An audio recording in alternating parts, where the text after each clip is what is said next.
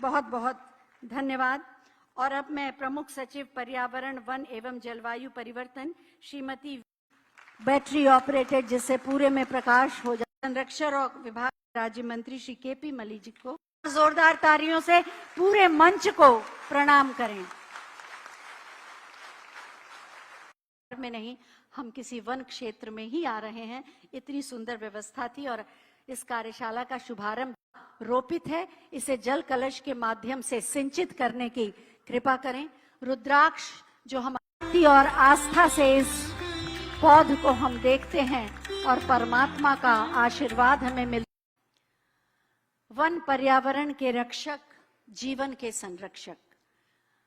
मंच पर आसीन हैं माननीय राज्य मंत्री श्री केपी मलिक जी। हम उनसे अनुरोध करेंगे कि हम सब की ओर से अतिथियों का स्वागत करें।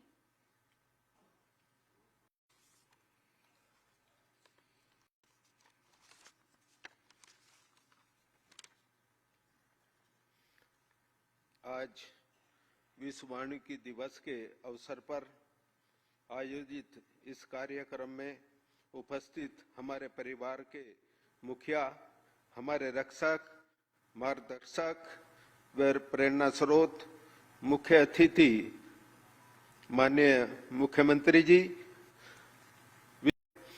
राज्य मंत्री स्वतंत्र प्रभार डॉक्टर अरुण कुमार सक्सेना जी,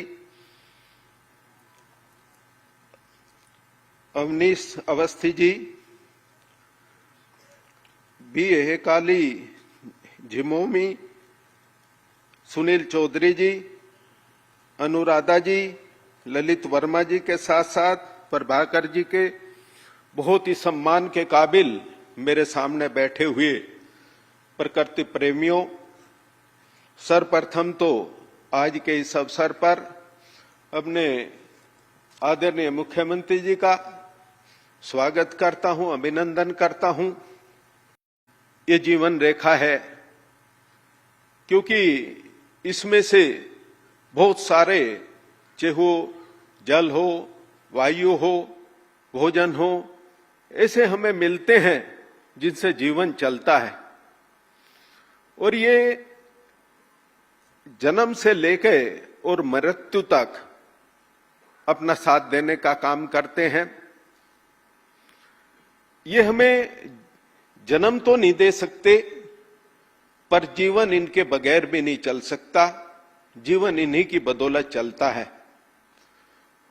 एक आज जब पूरी दुनिया के सामने जलवायु परिवर्तन का संकट खड़ा है, ऐसे में इसका और भी महत्व बढ़ जाता है।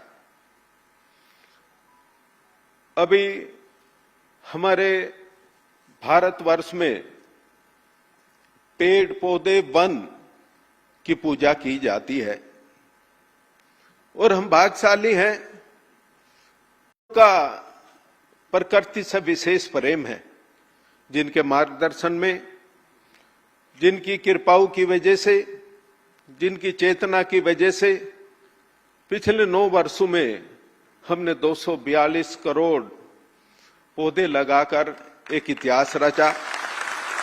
इतना ही नहीं, आदरणीय मुख्यमंत्री जी की चेतना और प्रेरणा की वजह से एक ही दिन में 37 करोड़ 21 लाख पौधे लगाकर हमने फिर विश्व में एक पहचान बनाने का काम किया, जो इस उत्तर प्रदेश की जनसंख्या से भी 1.5 गुना है। आदरणीय मुख्यमंत्री जी, आपने इस उत्तर प्रदेश को उत्तर प्रदेश से उत्तम प्रदेश बनाने की जो पहचान पूरे प्रदेश में बनाई, एक कानून व्यवस्था की जो पहचान पूरे देश में बनाई, उसका लाभ मानव जीवन को नहीं, पेड़ पौधे, पक्षी और वन्यजीवों को भी मिला। आप ही की प्रेरणा थी। कहीं टाइगर को सुरक्षित और अच्छी जगह रखने के लिए आपने जगह निर्धारित कराई। यहां तक कि गिद्ध, जिनकी तरफ किसी का ध्यान भी नहीं था, उसको भी एक अच्छा आसरा देने का एक आपने जगह निर्धारित कराई। वन जीव के साथ साथ जो पहचान हमारी उत्तर प्रदेश ने और उत्तम प्रदेश से सर्वोत्तम प्रदेश बढ़ने की तरफ हम हैं। वैसे भी कहावत है कि एक पेड़ 10 बेटू के समान है, और जो ये वृक्षारोपण है ये आने वाली पीढ़ी के लिए एक उपहार है, और इस उपहार को आने वाले जनरेशन के लिए, पीढ़ी के लिए जितना हम देंगे, आने वाला कल हम उतना ही सुधारने का काम करेंगे। आपका ज्यादा समय न लेते हुए इस पूरे प्रकरण से जुड़े हुए, उस पूरी व्यवस्थाओं से जुड़े हुए अपने सभी अधिकारी गणों का, कर्मचारी गणों का, और जो प्रकृति प्रेमी हमारे बीच में आज अलग अलग प्रदेश से आए हैं, उनकी प्रशंसा करता हूं और ये उम्मीद रखता हूं कि जो अब तक आपने माहौल दिया उससे बेहतर माहौल आने वाले दिनों में आदरणीय मुख्यमंत्री जी के नेतृत्व में हम देने का काम करेंगे। इन्हीं शब्दों के साथ जय हिंद, जय भारत। बहुत बहुत धन्यवाद माननीय। और अब समय है वन विभाग द्वारा प्रकाशित कॉफी टेबल बुक्स के विमोचन का। मैं माननीय मुख्यमंत्री महोदय से अनुरोध करूंगी कि इनका विमोचन करें। 2 वर्गों में है, पहले वन्य जीव से जुड़ी पुस्तकें और उसके बाद वन विभाग की। पहली है Pilibhit tiger reserve coffee table book. सभी अतिथियों के समक्ष भी रखी है, आप ले सकते हैं। 2 साल की मेहनत से 50 से अधिक देश विदेश के फोटोग्राफरों के फोटो से सुसज्जित है।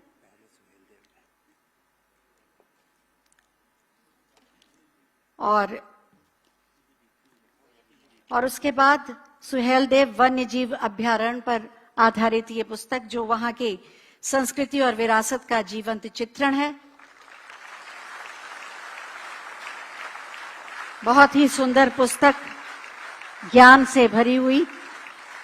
और इसके बाद वन विभाग के लिए की पुस्तकें 9 साल बेमिसाल,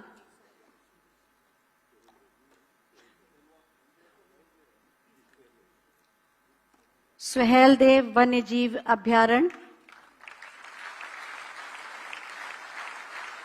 सांस्कृतिक विरासत का जीवंत चित्रण, वन विभाग की 2 कॉफी टेबल बुक, 9 साल बेमिसाल। इसमें वानिकी के क्षेत्र में माननीय मुख्यमंत्री महोदय के मार्गदर्शन में जो अनुपम प्रयास किए गए उनका संकलन है 9 साल बेमिसाल।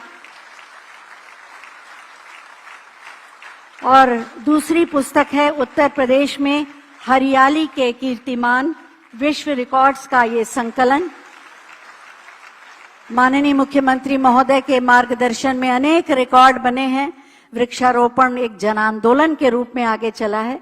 बहुत बहुत धन्यवाद माननीय मुख्यमंत्री महोदय। वन विभाग द्वारा वृक्षारोपण और अन्य वानिकी कार्यक्रमों और कार्यों के बारे में एक छोटी सी फिल्म बनाई गई है, आइए देखते हैं। इसका अनावरण करेंगे माननीय मुख्यमंत्री महोदय बटन दबाकर, और इसी के साथ ये फिल्म शुरू हो जाएगी।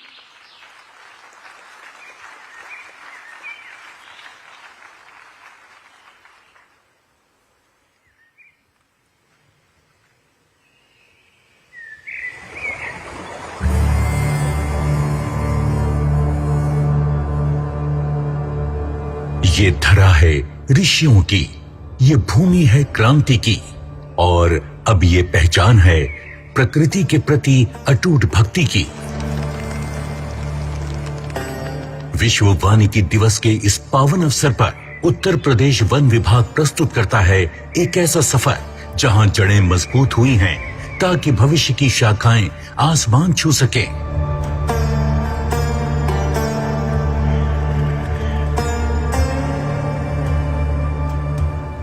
मुख्यमंत्री श्री योगी आदित्यनाथ के मार्गदर्शन में उत्तर प्रदेश ने पर्यावरण संरक्षण को जन आंदोलन का रूप दिया है। उनके नेतृत्व में हरित विकास को प्रदेश की प्राथमिकता बनाया गया है। विकास पुरुष के रूप में उनकी पहचान ने वनों को केवल संरक्षित ही नहीं किया, बल्कि उन्हें प्रदेश की समृद्धि का सशक्त आधार भी बनाया है।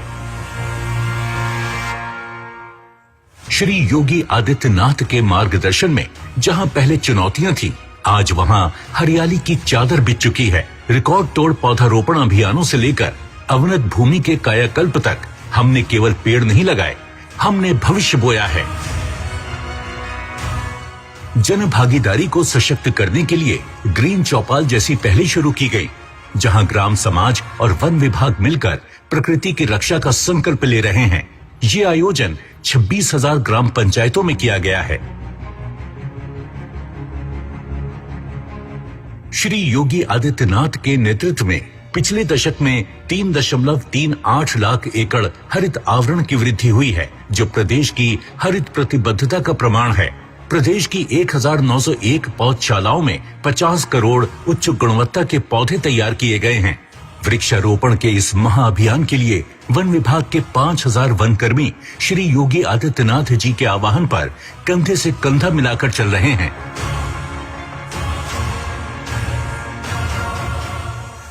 वन्य जीव संरक्षण के क्षेत्र में भी उल्लेखनीय प्रगति हुई है। चाहे राजकीय पक्षी सारस का संरक्षण हो या बाघों की बढ़ती संख्या, प्रदेश आज जैव विविधता का सुरक्षित गढ़ बन रहा है। विगत 5 वर्षों में 72 मिलियन टन कार्बन अवशोषण श्री योगी आदित्यनाथ के नेतृत्व में पर्यावरण संरक्षण की दिशा में एक महत्वपूर्ण उपलब्धि है। धरती माता के प्रति हम भी इस अभियान का हिस्सा बने और धरती माता को संरक्षित करने में अपना योगदान दें।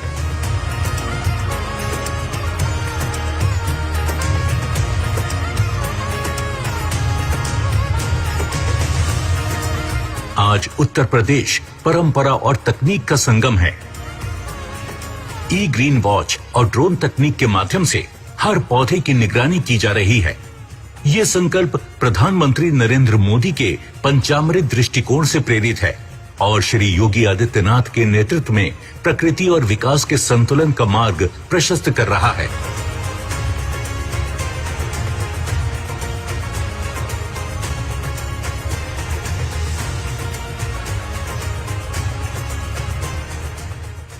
इसी कड़ी में एक अनोखा अभियान एक पेड़ मां के नाम के अंतर्गत हर नागरिक को अपनी मां के सम्मान में एक पौधा लगाने के लिए प्रेरित किया जा रहा है, ताकि स्नेह, संस्कार और प्रकृति का ये रिश्ता और भी गहरा हो सके। ये यात्रा अभी थमी नहीं है। श्री योगी आदित्यनाथ के नेतृत्व में हरित उत्तर प्रदेश का संकल्प अब एक जन आंदोलन बन चुका है।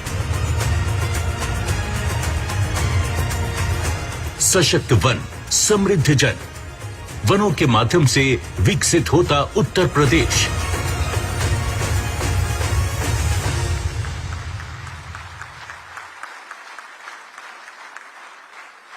अभी आपने इस फिल्म के माध्यम से देखा कि किस तरह से माननीय मुख्यमंत्री महोदय के मार्गदर्शन में हम निरंतर आगे बढ़ते जा रहे हैं हरियाली की ओर।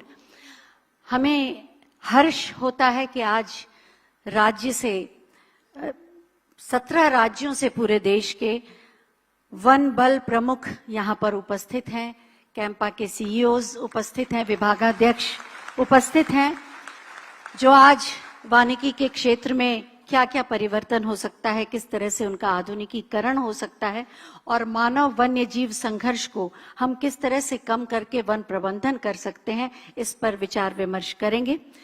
और अब समय है माननीय वन मंत्री डॉक्टर अरुण कुमार जी के उद्बोधन का। मैं अनुरोध करूंगी अपने विचार प्रकट करें।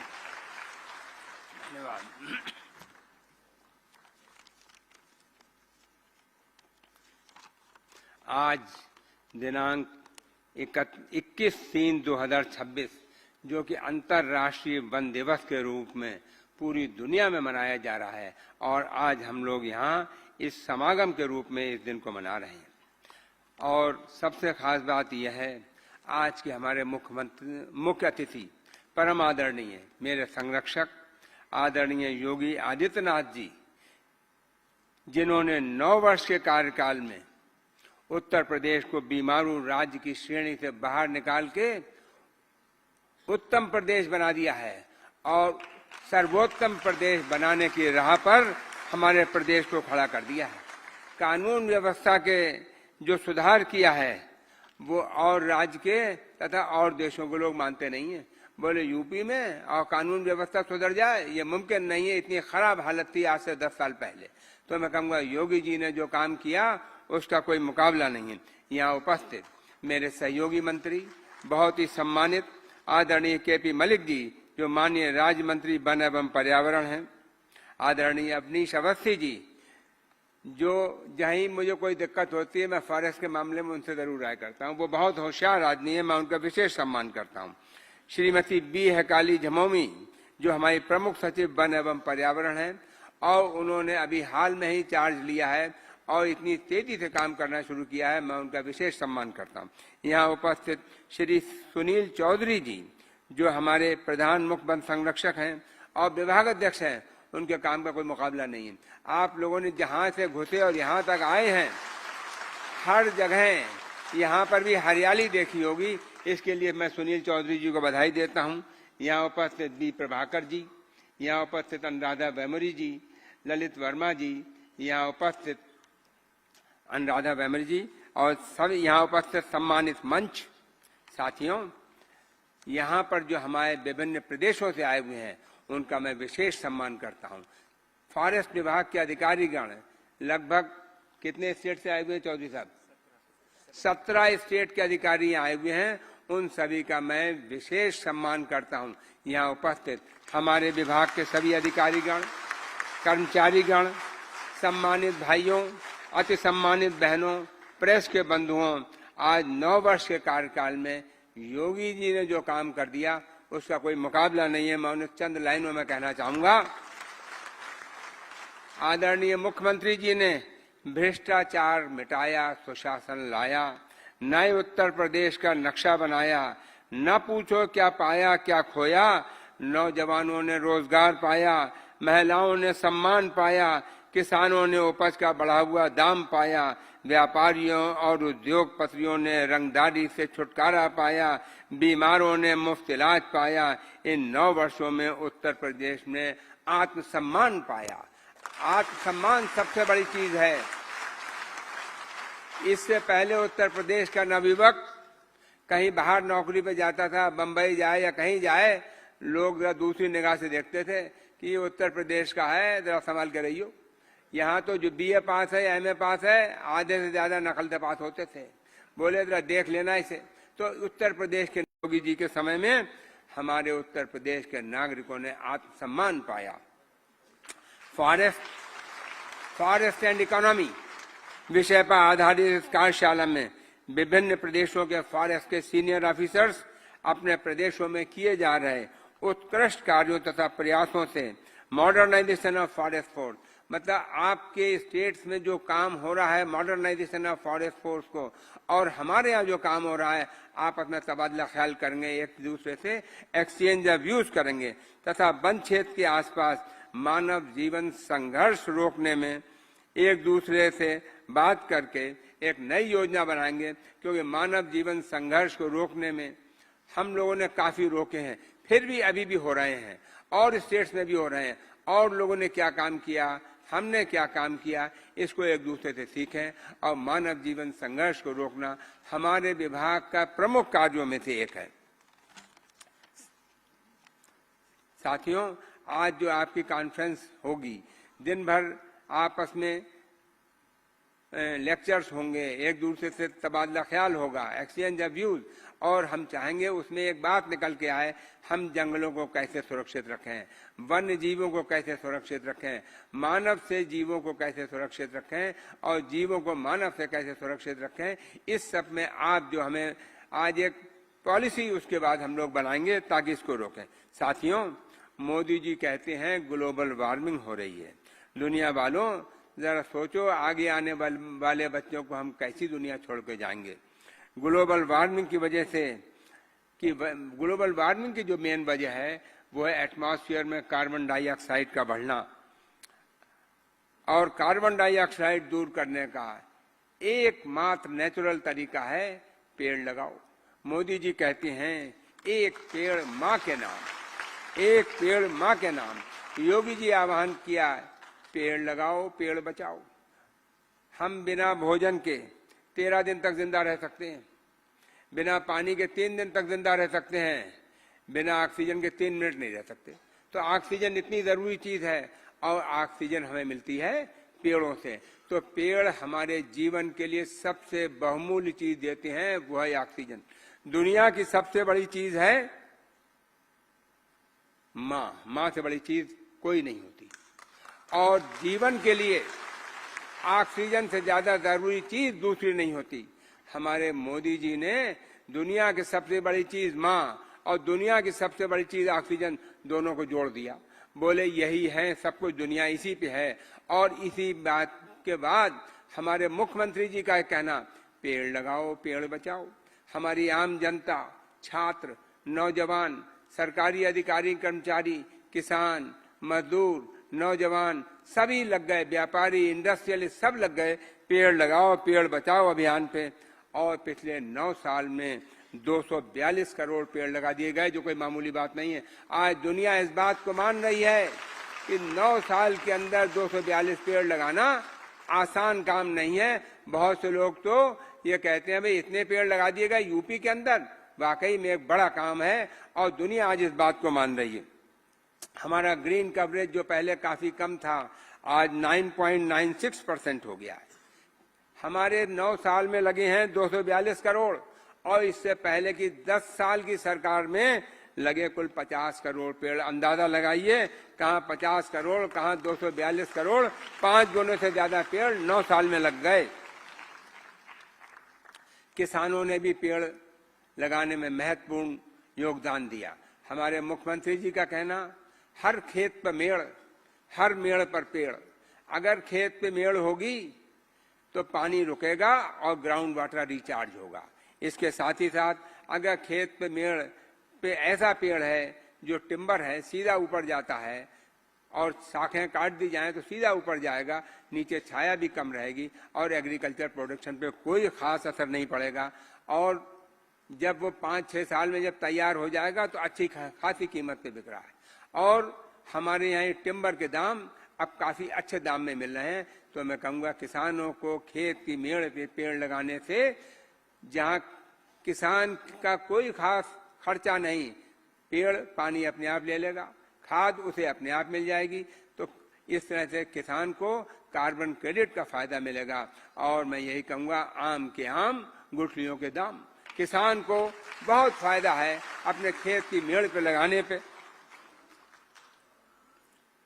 इस वर्ष भी हमारा 35 करोड़ का लक्ष्य है और हमें पूरी उम्मीद है अपने माननीय मुख्यमंत्री जी के कुशल निर्देशन में हम 35 करोड़ से ज्यादा एक दिन में 35 करोड़ पेड़ लगाएंगे। और ये दुनिया का एक रिकॉर्ड है। पिछली बार भी हमने 36 करोड़ से ज्यादा पेड़ एक दिन में लगाए थे। हमारा वन आवरण पिछले वर्षों में 3,38,000 एकड़ बढ़ा है, जो अपने आप में एक मिसाल। 3,38,000 एकड़ का वन आवरण और वृक्षावरण में वृद्धि हुई है। ये कहना है forest survey institute of Dehradun द्वारा प्रकाशित रिपोर्ट। पूरे देश में जो बढ़ा है उसमें उत्तर प्रदेश में इतना बढ़ा है और देश के अंदर दूसरे नंबर वन आवरण अगर बढ़ा है तो वो उत्तर प्रदेश का बढ़ा है। वन्य जीवों की संख्या में भारी वृद्धि हुई है।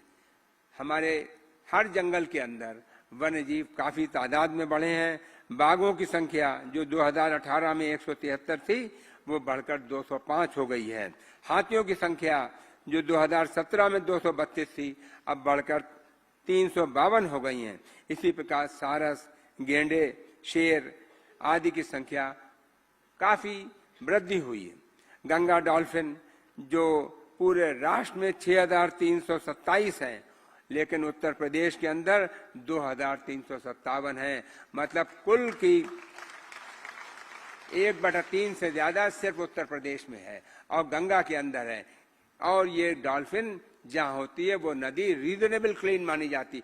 तो गंगा हमारी जब से साफ हुई है, हमारे योगी जी के नेतृत्व में इतना बड़ा कुंभ हुआ, गंगा स्वच्छ हुई और जहां 66 करोड़ लोगों ने डुबकी लगाई कुंभ के अंदर, वहीं हमारी डॉल्फिन ने भी उछाल लगाई गंगा में और लोगों को देखते ही बना कि अब तो गंगा इतनी साफ हो गई कि डॉल्फिन इतनी बड़ी मात्रा में आ गई।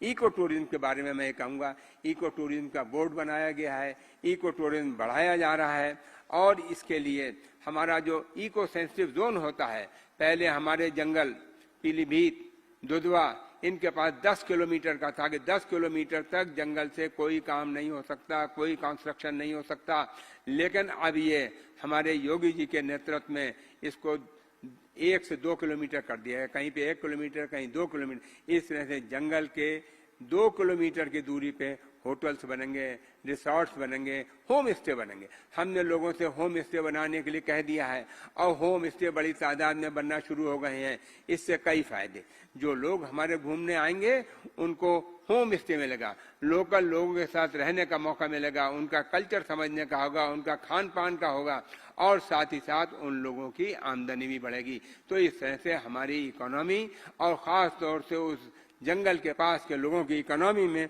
महत्वपूर्ण फर्क आएगा और हम ये चाहते हैं कि हमारे जंगल के लोगों की इकोनॉमी और बढ़े। इसके लिए हमने माननीय मुख्यमंत्री जी के नेतृत्व में वहाँ की सफारी गाड़ी, वहाँ के सफारी के ड्राइवर, वहाँ के गाइड्स और अन्य लोग सब आसपास के ही रखे हैं ताकि आसपास के लोगों को रोजगार मिले। कैंटीन में कहा गया है जो थाली बनाओ, जो खाना बनाओ वो तो बनाओ, एक डिश लोकल बनाओ। जैसे जहाँ थारू जाति रहती है उनसे कहा गया है एक डिश अपनी थारू जाति की बनाओ ताकि लोगों को पता लगे कि हमारे आदिवासियों का किस तरह का खान पान है। हमारे इस कार्यकाल में दुधवा टाइगर रिजर्व के में एरोप्लेन सर्विस के लिए एयरपोर्ट बनने का भी बात चल रही है और जल्दी ही वो बनेगा। हेलीकॉप्टर सर्विस अवेलेबल है। तो मैं कहूँगा इस तरह से हमारे टाइगर रिजर्व के लिए हर मुमकिन सहूलियत सरकार के द्वारा की गई है। शहीद अशफाक उल्लाह खां प्राणी उद्यान जो बहुत बड़ा काफी अच्छा प्राणी उद्यान है, उसका भी शिलान्यास इसी कार्यकाल में हुआ है, इन 9 वर्षों में ही हुआ है। दुनिया की 5वीं नाइट सफारी, हिंदुस्तान की पहली नाइट सफारी उत्तर प्रदेश में बनने जा रही है, वो भी लखनऊ में। उसके लिए हम लोग बहुत प्रयासरत हैं। मुझे उम्मीद है जल्दी ही उसका शिलान्यास किया जाएगा। वन मुख्यालय की ग्रीन बिल्डिंग भी जल्दी ही बनना शुरू होगी। गोरखपुर में forest university, forest and horticulture university का भी शिलान्यास जल्दी ही होगा और यह फॉरेस्ट यूनिवर्सिटी अपने आप में एक होगी, उत्तर प्रदेश की पहली फॉरेस्ट यूनिवर्सिटी होगी और देश की प्रमुख फॉरेस्ट यूनिवर्सिटी में से होगी, जिसका कार्य जल्दी ही शुरू होगा। और इसमें हम लोगों को फॉरेस्ट के बारे में नॉलेज देंगे, हॉर्टिकल्चर के बारे में देंगे, ताकि उन्हें पता लग सके कि किस तरह से हम अपने जंगल को बढ़ाएं और किस तरह से हम सब्जियों का उत्पादन करें। इस कॉन्फ्रेंस के बाद हमारे यहाँ के जितने लोग हैं इस कॉन्फ्रेंस में, वो ये तय करेंगे कि हम क्या नीति दें, उत्तर प्रदेश में किस तरह से मैन एनिमल कॉन्फ्लिक्ट रोकें, एनिमल्स का बेहतरी करें, जंगल की बेहतरी करें और यहाँ की इकोनॉमी बढ़ाएं। इको टूरिज्म से यहाँ की इकोनॉमी इतनी बढ़ेगी जो कि यहाँ की इकोनॉमी में एक महत्वपूर्ण योगदान होगा। इन्हीं शब्दों के साथ मैं आप सबका अभिनंदन करता हूँ, वंदन करता हूँ, नमन करता हूँ और अपने संरक्षक आदरणीय योगी जी का बहुत बहुत धन्यवाद करता हूं कि वो हम लोगों के आए और हमारा हमेशा उत्साहवर्धन करते हैं। बहुत बहुत धन्यवाद। बहुत बहुत धन्यवाद माननीय, आपके बहुमूल्य विचारों के लिए। और अब समय है आम जनमानस, सामाजिक संगठन, वन विभाग के कर्मचारियों को सम्मानित करने का और किसानों को क्रेडिट चेक देने का। मैं माननीय मुख्यमंत्री महोदय से अनुरोध करूंगी कि वो ये प्रशस्ति पत्र प्रदान करें। सबसे पहले वानिकी क्षेत्र में मानव वन्य जीव संघर्ष में आम जनमानस के किए गए उत्कृष्ट कार्यों की श्रेणी में हम सम्मानित करेंगे 10 वर्ष के श्री अच्छे लाल जी को। अच्छे लाल जी आप आ जाएं, ऊपर आए। तेंदुए के आक्रमण से आपने स्वयं को और अपने पिता को बचाया पूरी बहादुरी और सूझबूझ के साथ। आगे जाएं, आगे जाएं।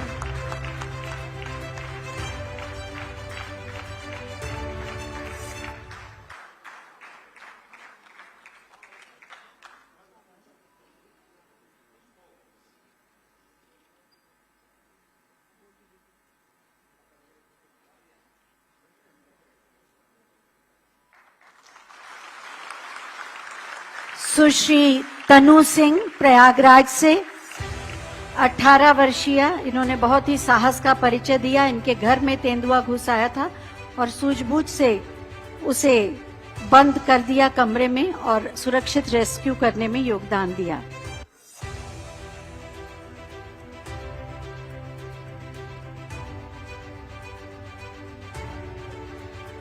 सुश्री तनु सिंह 18 वर्षीय प्रयागराज से, आपने अपने घर में घुसे तेंदुओं को कमरे में बंद किया और सुरक्षित रेस्क्यू में योगदान दिया।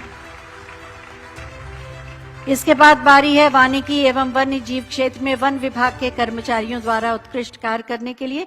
इस क्रम में श्री पुष्पेंद्र सिंह, उप क्षेत्रीय अधिकारी मुरादाबाद, श्रीमती रीना शर्मा, माली एटा वन प्रभाग,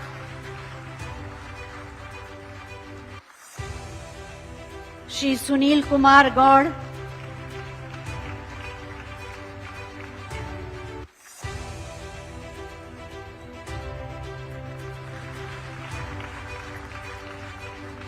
श्री शिवम कुमार, और उसके बाद सामाजिक संगठनों द्वारा किए गए उत्कृष्ट कार्य में श्री विजेंद्र सिंह,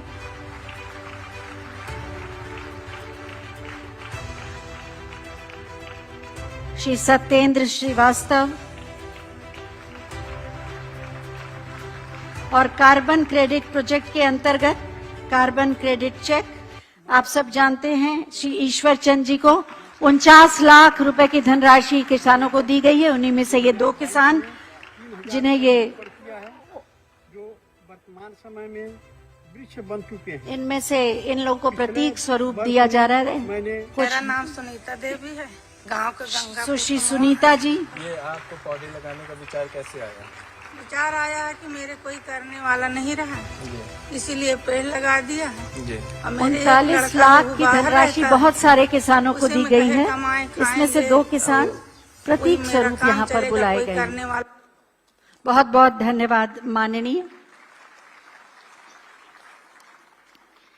वृक्षारोपण को एक जन आंदोलन बनाकर वनावरण में अभूतपूर्व वृद्धि करके उत्तर प्रदेश को हीट वेव से ग्रीन वेव की ओर ले जाकर एक सशक्त, समृद्ध, हरे भरे उत्तर प्रदेश का निर्माण कर रहे हैं माननीय मुख्यमंत्री श्री योगी आदित्यनाथ जी।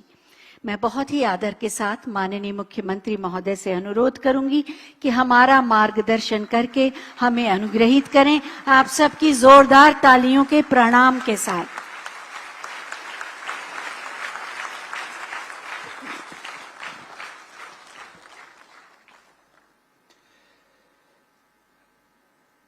अंतर्राष्ट्रीय वन दिवस के अवसर पर आयोजित आज के इस राष्ट्रीय अरण्य समागम राष्ट्रीय वानिकी संवाद कार्यक्रम में समारोह में उपस्थित उत्तर प्रदेश सरकार में मंत्रिमंडल के मेरे सहयोगी, वन और पर्यावरण विभाग के मंत्री डॉक्टर अरुण कुमार सक्सेना जी, विभाग के राज्य मंत्री श्री केपी मलिक जी, मुख्यमंत्री कार्यालय के सलाहकार श्री अवनीश अवस्थी जी, प्रमुख सचिव वन, पर्यावरण, जंतोद्यान और जलवायु परिवर्तन विभाग श्रीमती हेकाले जी मोबी, प्रधान मुख्य वन संरक्षक और विभागाध्यक्ष सुनील चौधरी जी, प्रधान मुख्य वन संरक्षक वन्यजीव श्रीमती अनुराधा वेम्बरी जी, श्री बी प्रभाकर जी, श्री ललित वर्मा जी, वन और पर्यावरण विभाग से जुड़े हुए हमारे सभी वरिष्ठ अधिकारीगण, देश के अलग अलग राज्यों से आए हुए वन विभाग के हमारे सभी वरिष्ठ अधिकारीगण, इस पूरे क्षेत्र से जुड़े हुए सभी विशेषज्ञगण और उपस्थित बहनों और भाइयों, मैं सबसे पहले अंतर्राष्ट्रीय वन दिवस के अवसर पर हर एक वन प्रेमी को हृदय से बधाई देता हूं और आज के इस राष्ट्रीय अरण्य संवाद कार्यक्रम के अवसर पर आप सभी का, जो देश भर से आए हुए वन विभाग से जुड़े हुए और प्रकृति प्रेमी हैं, उन सब का मैं उत्तर प्रदेश की राजधानी लखनऊ में हृदय से स्वागत करता हूं। वन का महत्व क्या है, यह भारत की वैदिक कालीन परंपरा से लेकर के और आज के, जब पूरी दुनिया के अंदर हम सबके सामने जो वर्तमान की चुनौतियां आई हैं, इन सभी चुनौतियों के समय में हर एक व्यक्ति ने प्रकृति के साथ हो रहे खिलवाड़ के दुष्परिणामों को झेला है, उस चुनौती का सामना वह कर रहा है। और इन्हीं सब चुनौतियों के बारे में हमारे ऋषियों ने हमें एक बात कही थी। उनका उद्घोष था कि धरती हमारी माता है, हम सब इसके पुत्र हैं। माता भूमि, पुत्रोहम पृथिव्या। हर पुत्र का दायित्व क्या होता है मां के प्रति, कि मां के साथ किसी भी प्रकार का कोई खिलवाड़ न हो, उसके सम्मान में, उसकी सुरक्षा में, उसके संरक्षण में। और मुझे लगता है कि दुनिया भर के हर एक नागरिक को इस बात को सोचना चाहिए कि उसके स्तर पर किए जाने वाले प्रयास में कहां चूक हुई है कि आज जो वैदिक कालीन सभ्यता इस बात का उद्घोष करती थी, आज वहां पर आप देख रहे होंगे पूरा एक जो मौसम चक्र है, इसमें व्यापक बदलाव, ग्लोबल वार्मिंग और ग्लोबल कूलिंग की जो समस्याएं हमारे सामने पैदा हुई हैं, यह एक नई चेतावनी हम सबको दे रही है। और उन स्थितियों में जो भारत की ऋषि परंपरा ने सदैव हमें इस बारे में कहा है, जिसके बारे में हमारे राज्य मंत्री ने भी इस बारे में चर्चा की थी कि 10 कूप समावापी 10 वापी समो हृदय, 10 हृदय समम पुत्रो 10 पुत्र समो ड्रुमा। यानी 10 कुओं के समान एक बावड़ी है और 10 बावड़ियों के समान एक तालाब, 10 तालाबों के समान एक पुत्र है और 10 पुत्रों के समान एक वृक्ष है। यानी प्रकृति में एक वृक्ष की महत्ता क्या है, इसको सर्वोपरि माना गया है, सर्वोपरि माना गया है। और इसीलिए हम सब इस बारे में जानते हैं कि वन जीवन का आधार और प्रकृति के संतुलन का भी एक महत्वपूर्ण आयाम प्रस्तुत करता है। यदि वन है तो जल है, जल है और वन है तो वायु है, और अगर वायु है तो जीवन है। यानी जीवन की कल्पना इसके बगैर नहीं कर सकती है। और इसीलिए वैश्विक दृष्टिकोण और थीम को ध्यान में रखते हुए हम सब ने भी इस बार जो अपनी इस वर्ष की थीम रखी है, फॉरेस्ट एंड इकोनॉमिक्स, यह थीम दिखाती है कि हमें पारिस्थितिकी संतुलन को बनाए रखने के लिए वनों से आर्थिक विकास और उससे मानव कल्याण के लिए कैसे हम उसको बेहतरीन तरीके से आगे बढ़ा सकते हैं, यह हम सब की वर्तमान की जो चुनौतियां हैं उसी थीम के अनुरूप यह हम सबको अपनी कार्य योजना प्रस्तुत करनी होंगी।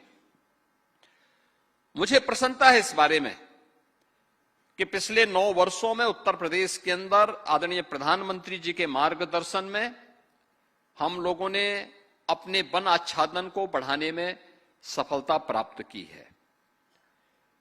ये एक प्रयास है और मेरा मानना है कि इस प्रयास में हमें सफलता प्राप्त तब हुई जब हम लोगों ने इसे जन आंदोलन बनाने का कार्य किया। ये केवल वन विभाग का कार्यक्रम नहीं बन पाया था।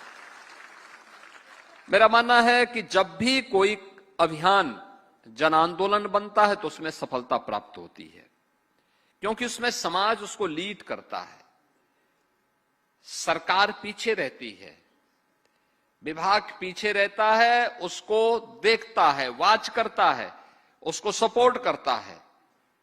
परिणाम हम सबके सामने आते हैं।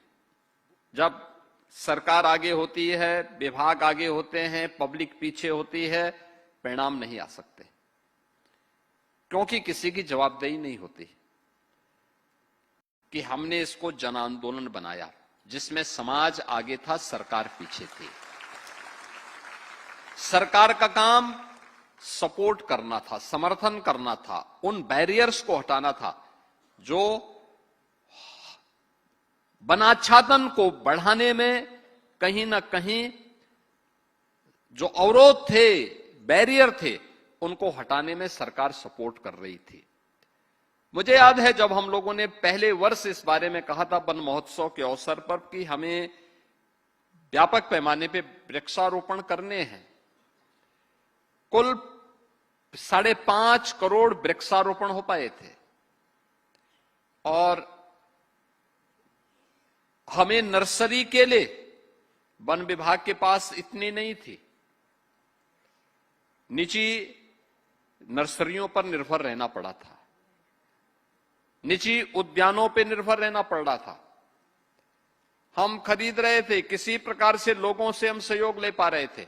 और मुझे प्रसन्नता है कि हम लोगों ने गत वर्ष जब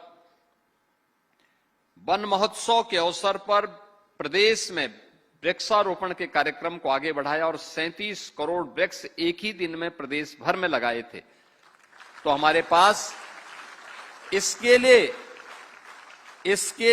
अच्छे लगभग 8-8, 10-10 फुट के पेड़ मौजूद थे जिनको हम वृक्षारोपण के रूप में लगा रहे थे। और इनकी संख्या अब 5 करोड़ नहीं थी, बल्कि हमारे पास 50 करोड़ नर्सरी मौजूद थी। और इस वर्ष भी हमने 35 करोड़ का जो लक्ष्य रखा है, एक दिन में, महीने भर में बढ़कर के 40-45 तक जाता है। आदरणीय प्रधानमंत्री जी की प्रेरणा से एक पेड़ मां के नाम, इस एक पेड़ मां के नाम का कार्यक्रम के जो लक्ष्य रखा है, अभी से हमारे पास नर्सरी भी, मैं इसकी एक बैठक एक दिन इससे पहले रिव्यू कर रहा था, 50 करोड़ वृक्षारोपण के लिए हमारे पास नर्सरी वर्तमान में मौजूद है। और यह प्रदेश के वनाच्छादन को बढ़ाने में मदद करेगी और इसके माध्यम से हम लोग प्रदेश के अंदर उस व्यापक कार्य योजना को आगे बढ़ाने में जो प्रदेश की जिम्मेदारी बनती है, सबसे बड़ी आबादी का राज्य, आज वह उस लक्ष्य को तेजी के साथ आगे बढ़ा रहा है। चुनौती हमारे सामने तब थी जब हम लोगों ने इस दौरान अपने इंफ्रास्ट्रक्चर को बहुत तेजी के साथ आगे बढ़ाया। स्वाभाविक रूप से बहुत सारी जगह पेड़ काटने पड़े होंगे, बहुत सारी जगह हम लोगों ने इंफ्रास्ट्रक्चर के नाते पेड़ों को शिफ्टिंग भी की होगी और भी व्यापक पैमाने पे काम हुआ। उत्तर प्रदेश वर्तमान में ये मानकर के चलिए कि लगभग 2 लाख करोड़ का अपना कैपिटल एक्सपेंडिचर खर्च कर रहा है लगातार पिछले कुछ वर्षों से। देश के अंदर सर्वाधिक धनराशि है ये। तो सबसे बड़ा इंफ्रास्ट्रक्चर प्रदेश के अंदर पर धनराशि इंफ्रास्ट्रक्चर पर खर्च होने के बावजूद उत्तर प्रदेश का वन आच्छादन बढ़ना एक सुखद अनुभूति कराता है। और मुझे लगता है कि चीजें दिखती हैं कि हम इन कार्यक्रमों को आगे बढ़ा सकते हैं और उसी का परिणाम था कि हम लोगों ने पिछले 9 वर्ष में 242 करोड़ वृक्षारोपण करने में सफलता प्राप्त की है और अब ये बढ़ करके लगभग 10% तक पहुंच चुका है। हमारा ये मानना है उत्तर प्रदेश का वन आच्छादन उतना होना चाहिए जितना देश की आबादी यूपी के अंदर रहती है, यानी लगभग 16 से 17% तक पहुंचाने के इस कार्यक्रम को हमको आगे बढ़ाना होगा। और इस दिशा में हम लोगों ने 17 में केवल एक हमारे पास रामसर साइट थी, आज इसकी संख्या बढ़कर के 11 हुई है और हमारा प्रयास है कि हम इसकी संख्या को बढ़ा करके बहुत शीघ्र 100 तक ले जाने की दिशा में आगे बढ़े हैं। और मेरा मानना है कि वन विभाग थोड़ा भी प्रयास कर लेगा, यह आज की आवश्यकता है। रामसर साइट टूरिज्म की दृष्टि से भी, वन्य जीवों की दृष्टि से भी, पक्षियों की दृष्टि से भी महत्वपूर्ण साइट तो होनी ही है, साथ साथ वाटर कंजर्वेशन की दृष्टि से भी वो इसकी एक बड़ी भूमिका हो सकती है। और अगर हम उसको रामसर साइट घोषित करेंगे तो कम से कम भू माफियाओं के कब्जे से वो मुक्त रहेगी और वहां पर आसानी से इसका कंजर्वेशन करने में हम आगे बढ़ पाएंगे। हमें इस दिशा में विभिन्न प्रकार के पहल इस दौरान हम विभाग के स्तर पर हुए हैं, जिसमें अटल वन है, एकलव्य वन है, त्रिवेणी वन है, ऑक्सी वन है, सिटी वन है, ये सभी प्रकार की स्थापना के कार्यक्रम हुए। गंगा और यमुना जैसी पवित्र नदियों के किनारे, सरयू जैसी पवित्र नदियों के किनारे व्यापक वृक्षारोपण के कार्यक्रम चले हैं।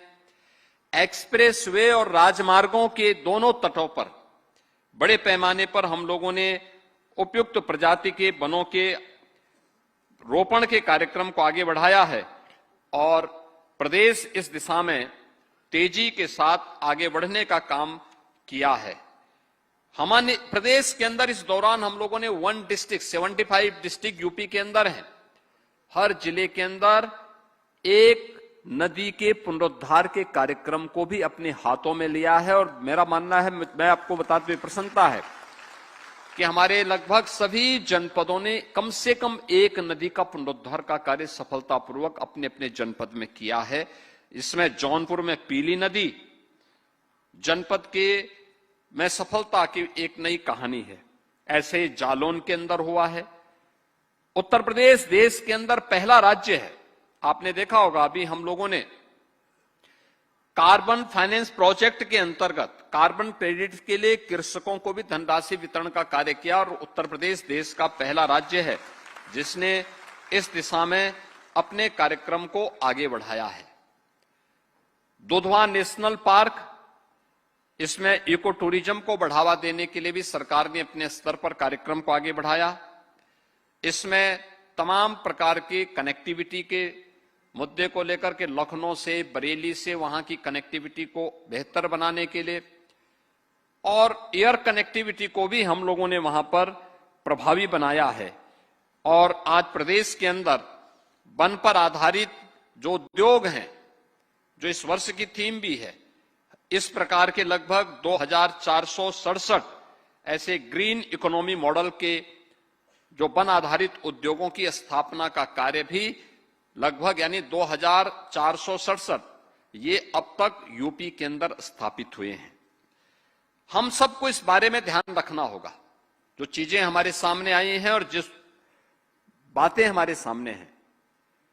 अक्सर हम जाते हैं, किसी भी जू में आप जाएंगे, किसी भी हम अगर किसी नेशनल पार्क में जाते हैं तो हर एक व्यक्ति वहां एक चीज देखने के लिए जाता है और मैं अक्सर इस बात को देखता हूं, वहां हिरण को देखने कम जाते हैं, बाघ को देखने ज्यादा लोग जाते हैं।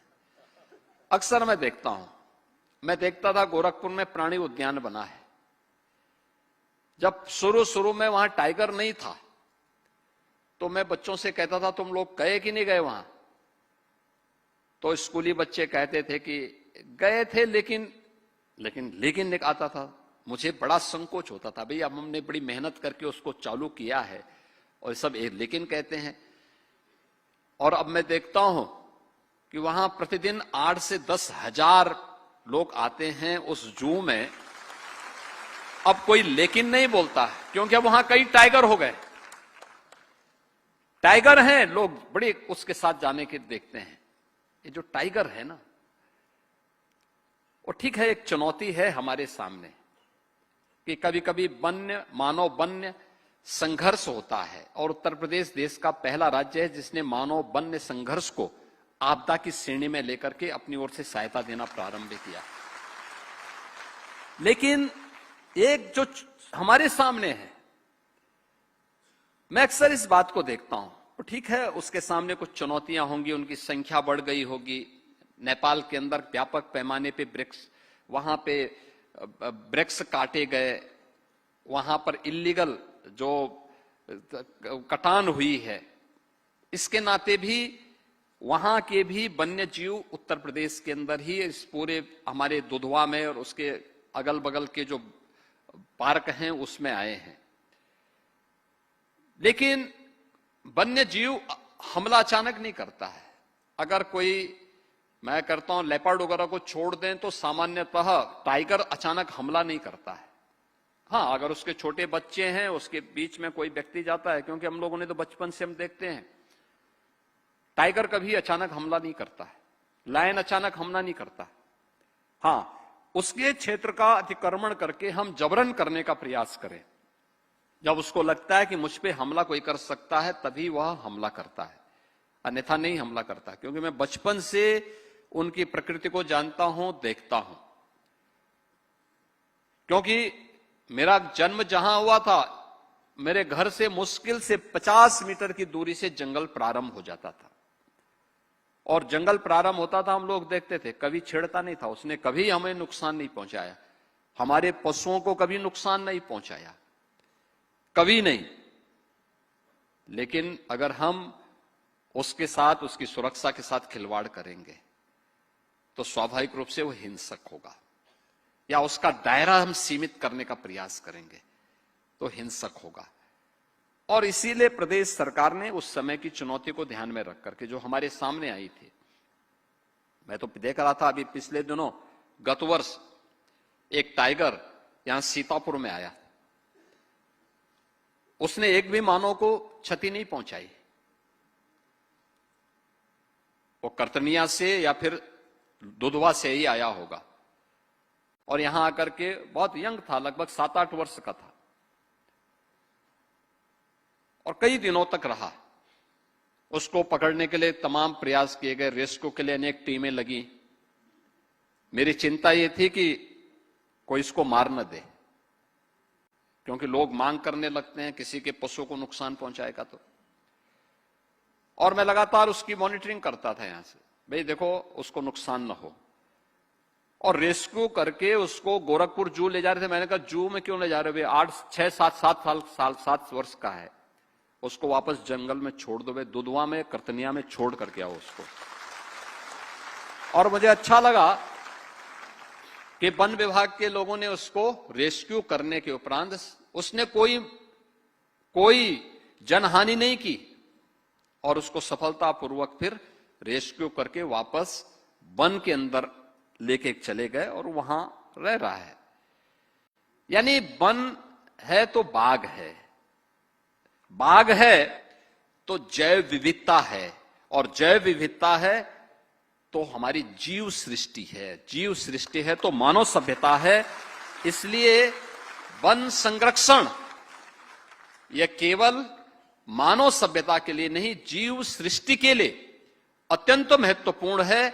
और इसलिए जीव सृष्टि में सर्वश्रेष्ठ कृति ईश्वर की मनुष्य है, तो मनुष्य की सबसे बड़ी नैतिक जिम्मेदारी बनती है कि हम इस ऑनरशिप को अपने ऊपर लें, और वन के संरक्षण के लिए हम अपने स्तर पर प्रयास करें।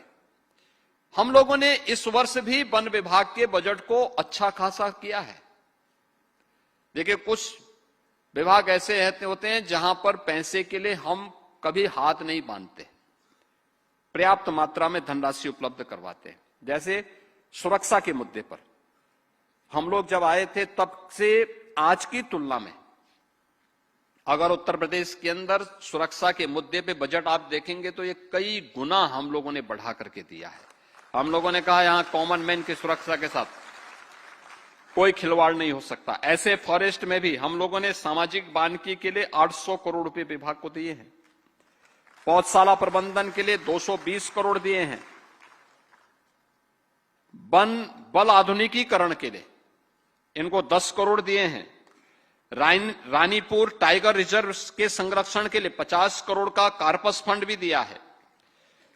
क्लीन एयर मैनेजमेंट के लिए 194 करोड़ दिए हैं और वानिकी विश्वविद्यालय के लिए जो बनने जा रहा है उसके लिए भी 50 करोड़ रुपए इन्हें उपलब्ध करवाए हैं।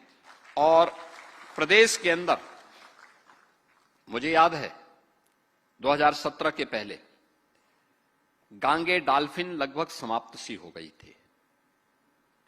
आदरणीय प्रधानमंत्री जी की प्रेरणा से आज देश के अंदर नमामि गंगे परियोजना के बाद गांगे डॉल्फिन फिर से देखने को मिल रही है। और मुझे बताते हुए प्रसन्नता है कि जो नदी डॉल्फिन जनगणना हुई थी 23 में, देश के अंदर 6,327 डॉल्फिन में से अकेले उत्तर प्रदेश में 2,397 उत्तर प्रदेश में ये पाई गई। जटायु संरक्षण केंद्र के रूप में हम लोगों ने रेड हेडेड जो जटायु था, उत्तर प्रदेश देश के अंदर कार्बन नेट कार्बन के लक्ष्य को प्राप्त करने के लिए जो कार्य प्रारंभ किया है उसमें हमारी जो इलेक्ट्रिक व्हीकल पॉलिसी है वह बहुत अच्छी बनी है और यह देश के अग्रणी राज्यों में उत्तर प्रदेश की गिनती होती है। इसमें एक इलेक्ट्रिक व्हीकल के मैन्युफैक्चरिंग की यूनिट उत्तर प्रदेश में इसी लखनऊ में हम लगा चुके हैं और प्रदेश के अंदर वर्तमान में हम 7 सिटी में तो पब्लिक ट्रांसपोर्ट के लिए मेट्रो का संचालन कर रहे हैं। देश की पहली रैपिड रेल उत्तर प्रदेश के अंदर संचालित हो रही है और पब्लिक ट्रांसपोर्ट के लिए हम लोगों ने प्रदेश के अंदर 700 से अधिक इलेक्ट्रिक बसेज उपलब्ध करवाई हैं और देश के अंदर सर्वाधिक ई रिक्शा भी उत्तर प्रदेश के पास मौजूद हैं, जहां पर ये चीजें तेजी के साथ आगे बढ़ी हैं। प्रदेश के अंदर नेट जीरो के इस लक्ष्य को प्राप्त करने की दिशा में जो अन्य कार्य प्रारंभ हुए हैं, इनमें अयोध्या जो हमारी पौराणिक सिटी है, इसको हमने सोलर सिटी के रूप में डेवलप करने का काम प्रारंभ किया है। 18 अन्य जो म्युनिसिपल कॉरपोरेशन है, इनको भी सोलर सिटी के रूप में विकसित करने की दिशा में सरकार के द्वारा कार्य प्रारंभ हुआ है। प्रधानमंत्री जी की महत्वाकांक्षी जो योजना है कि पीएम सूर्य घर मुफ्त बिजली योजना, इसमें 1400 मेगावाट से अधिक विद्युत उत्पादन की क्षमता के अब तक 4 लाख रूफटॉप सोलर हम स्थापित कर चुके हैं। आप अनुमान करें 1400 मेगावाट का विद्युत उत्पादन उसके माध्यम से हो रहा है और हम लोगों ने 2022 में एक लक्ष्य रखा था कि हम अगले 5 वर्ष के अंदर यानी 2027 तक 22,000 मेगावाट की रिन्यूएबल एनर्जी विकसित करेंगे और इस दिशा में हमने कार्य प्रारंभ किया है। उत्तर प्रदेश ग्रीन हाइड्रोजन नीति 2024 भी, इसके लिए भी हम लोगों ने 2 सेंटर ऑफ एक्सीलेंस के लिए धनराशि की व्यवस्था की है। यह उत्तर प्रदेश के अंदर वन संरक्षण के लिए, प्रदेश के अंदर वन आच्छादन को बढ़ाने के लिए, प्रदेश के अंदर नेट जीरो के लक्ष्य को और कार्बन क्रेडिट का लाभ अन्नदाता किसानों को प्राप्त हो, मानव वन्य जीव संघर्ष को रोकने के लिए और मानव वन्य जीव को आपदा की श्रेणी में घोषित करने के लिए किए गए प्रयासों और सरकार के द्वारा दी जाने वाली सहायता का एक क्रम है। आज मैं आप सबसे इस बारे में कहूंगा। अभी जुलाई मास में हमारा फिर से वन महोत्सव का कार्यक्रम होगा और हम सबकी जिम्मेदारी बनती है कि हर व्यक्ति कम से कम एक पेड़ मां के नाम अवश्य लगाएं।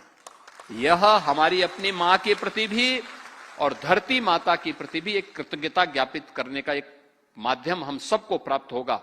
आज के इस अवसर पर मैं एक बार फिर से अंतर्राष्ट्रीय वन दिवस के अवसर पर आज का जो एक कार्यक्रम हुआ है, यहां पे अनेक कॉफी टेबल बुक्स विभाग ने यहां पे आज विमोचित करवाई हैं और मैं उनसे कहूंगा ये केवल विभाग तक सीमित न रहे, हर मंत्री को भी उपलब्ध करवाएं। हर एयरपोर्ट पर, हर रेलवे स्टेशन पर और विश्वविद्यालयों के निजी और गवर्नमेंट के निजी विश्वविद्यालय हों, चाहे वह गवर्नमेंट के विश्वविद्यालय हों, चाहे वह एग्रीकल्चर के यूनिवर्सिटीज हों, और वन विभाग के हर एक कार्यालय में भी एक कॉफी टेबल बुक जानी चाहिए, क्योंकि बहुत कुछ उसमें रोचक जानकारियां मिलती हैं और उपलब्धियों से जुड़ी हुई एक महत्वपूर्ण उपलब्धियां भी उसके साथ जुड़ी होती हैं। एक कॉफी टेबल बुक वहां तक हमें पहुंचाने का कार्य करना चाहिए। पहुंचवाएंगे तो विभाग के बारे में लोगों को एक सही जानकारी मिल पाएगी। यहां पे जिन बच्चों को, जिन लोगों को उपलब्ध यहां पे सम्मान दिया गया है, जिन्होंने कार्बन क्रेडिट के लिए जिन किसानों ने अच्छा काम किया है, ऐसे हमारे पास एक लंबी श्रृंखला है। उन किसानों को निरंतर हमारा संवाद होना चाहिए और नए किसानों को इसके साथ हमें जोड़ने की कार्रवाई को भी प्रोत्साहित करना चाहिए।